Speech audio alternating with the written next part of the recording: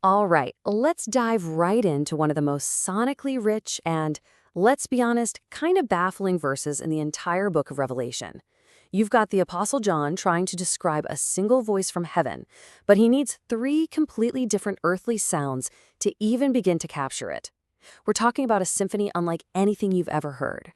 So here's the verse itself, Revelation 14, verse 2.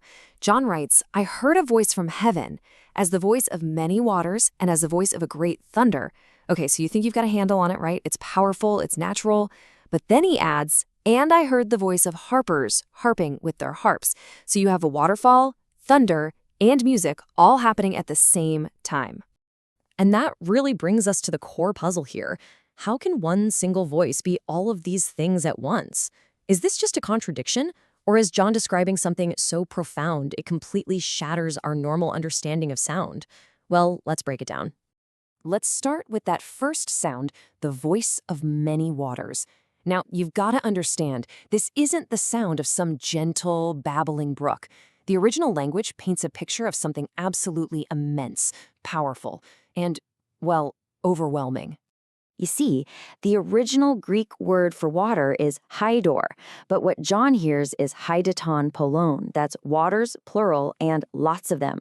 I want you to think of the sound of Niagara Falls, that massive, overpowering, but somehow constant roar. That's the vibe we're talking about. And you know, what's really interesting here is how the Greek language builds this image. Phonein hydaton polon. It's a specific phrasing that emphasizes not just the volume, but the sheer multitude. This isn't just a loud noise.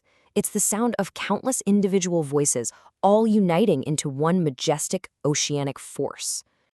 And you know what? This isn't the first time this exact image shows up in the Bible. The prophet Ezekiel used the very same description for the voice of God. So that tells us we're dealing with a consistent symbol for divine majesty. It's a pattern. So here's the crucial takeaway for this part. The many waters represent both the awesome power of God's own voice and the sound of his redeemed people, the saints, all praising him in perfect unity. It's a chorus so vast that it literally sounds like an ocean. Okay, so we have this majestic oceanic chorus. Now let's see how the description builds on that with the second element, the voice of a great thunder. The Greek word here is bronte, and you might recognize that root. It's where we get words like brontosaurus, the thunder lizard. This is a sound that doesn't just fill the air, it shakes the very ground beneath your feet. So if the waters represent this majestic volume, thunder represents something else entirely, authority. Throughout the Bible, thunder is consistently linked to God's power, his definitive proclamations, and even moments of divine judgment. It is a sound that absolutely demands your attention.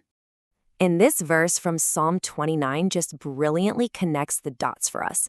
It explicitly calls thunder the voice of the Lord, linking it directly to power and majesty. So when heaven speaks, it carries the weight and the finality of a thunderclap. So this element adds a whole new layer to what we're hearing. The voice from heaven isn't just a beautiful chorus, it's a powerful decree. It's the sound of truth being declared with absolutely unshakable authority.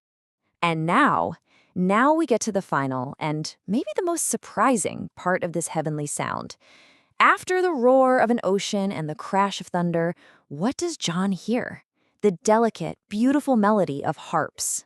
The word for harper is kitharodos, which means someone who plays the kithara, or harp. So we've moved from these raw, overwhelming sounds of nature to the refined, skillful sound of music. And you've got to believe that shift is intentional. And I want you to notice the specific language John uses here. It's not just the passive sound of harps, but the active sound of harpers harping with their harps. The grammar itself is bursting with life, emphasizing that this is a deliberate, joyful, and skillful act of worship. And again, we see this pattern right there in the book of Revelation itself. Harps are kind of the standard instrument for heavenly worship, held by the elders who are around the throne. They are tied directly to the praise and the prayers of the saints. So what does this third sound add to the mix? It adds melody, harmony, and joy. It's the beautiful, personal sound of salvation and celebration. It is, quite simply, the music of heaven played by those who have been redeemed. So how in the world do we put all of this together? A roaring ocean, a crashing thunderclap, and a beautiful melody. How does this become one single voice? Okay, let's just recap real quick. We've got the overwhelming majesty of the waters, we have the undeniable authority of the thunder, and we have the intricate, joyful worship of the harps. So here's the solution to our puzzle. John wasn't hearing three separate clashing sounds. No, he was trying to describe one single, glorious, heavenly sound by giving us its three main qualities. It's a voice that is as majestic as an ocean, as authoritative as thunder, and as beautiful as music. It's the unified sound of heavenly victory. Ultimately, the voice John heard is a preview of a coming reality. A sound so powerful and so glorious that it will one day fill the entire earth, just as the waters cover the sea. I mean, can you even begin to imagine what a sound that will be?